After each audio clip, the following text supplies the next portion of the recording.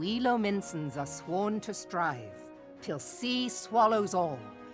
And swallow all it would have, had Leviathan prevailed. That we still strive now, we owe in no small part to you. Not for the first time, you have delivered Limsa Lominsa from the wrath of a primal. Never has our nation known a stouter ally. On behalf of my people, I give you my humblest thanks.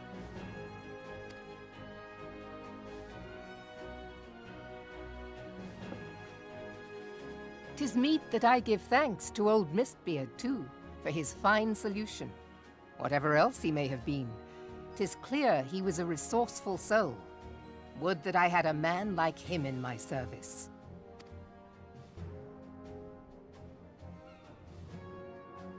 Before I set foot in these lands, I had no inkling that the people of Eorzea contended with such mighty foes.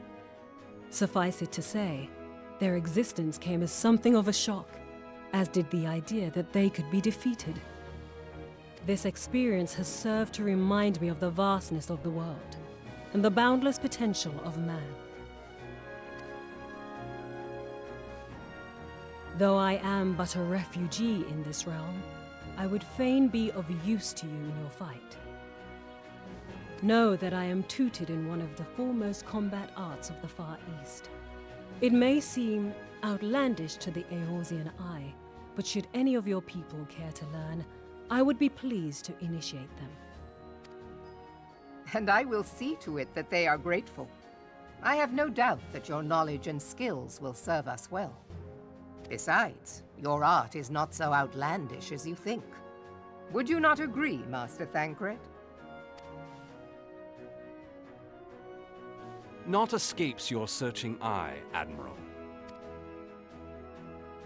Few are privy to this information, but Limsa Lominsa is home to a certain secret fraternity.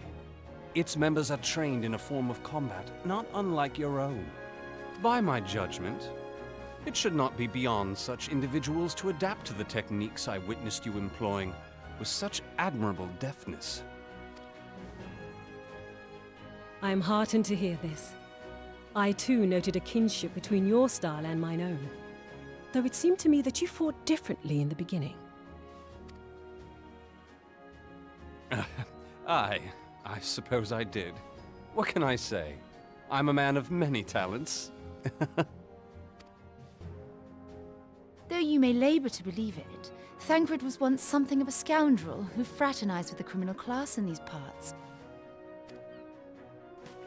Yestola! You jest, of course. But for a chance encounter with Alphino's grandsire, he might never have left Limsa Lominsa, or received an education in Sharlayan, or taken up his post in Uldar, which is where he trained in the blade, lest you wonder. Minfilia, please! It would seem there is more to you than meets the eye, Master Thancred.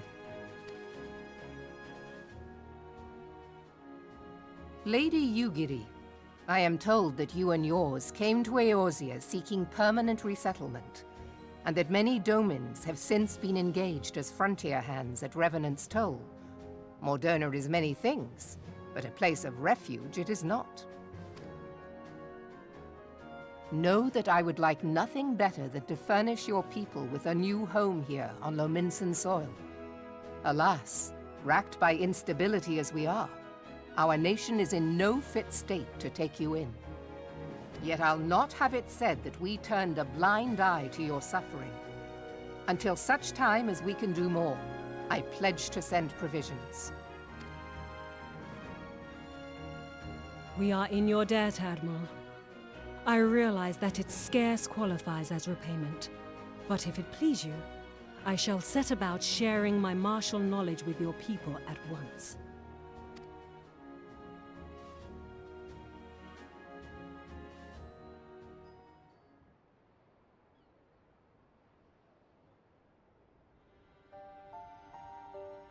You wished a word in private.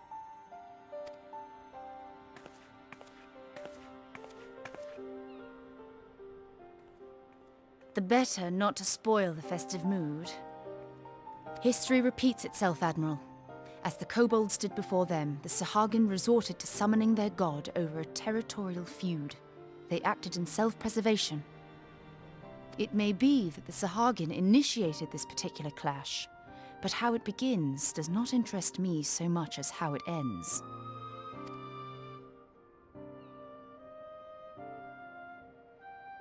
I have not forgotten our conversation, Y'shtola. I am aware that man bears part of the blame for the Primal's existence. Nor am I ignorant of the Sahagin's reason for acting. They sought to secure a place to breed and multiply that their kind might survive. Self-preservation, as you say. But we have as much right to live and thrive as they. If our own survival is threatened, are we to lay down our arms and welcome oblivion? Nay. And so you kill, that you might live. Yet if living is a right, then that right belongs to all peoples, be they men or beastmen.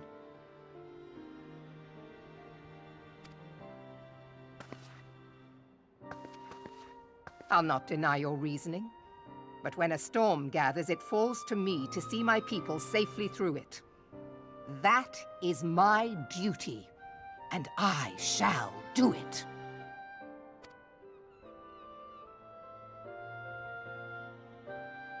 As must we all, Admiral. Stay the course, then. But know that it will lead to no good end.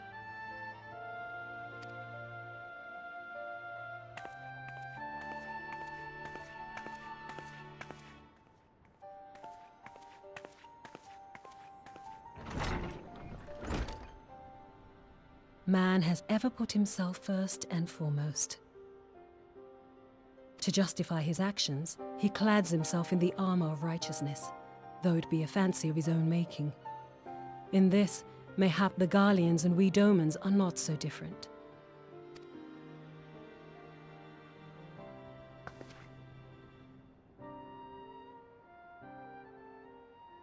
Eorzea has become as a raging sea.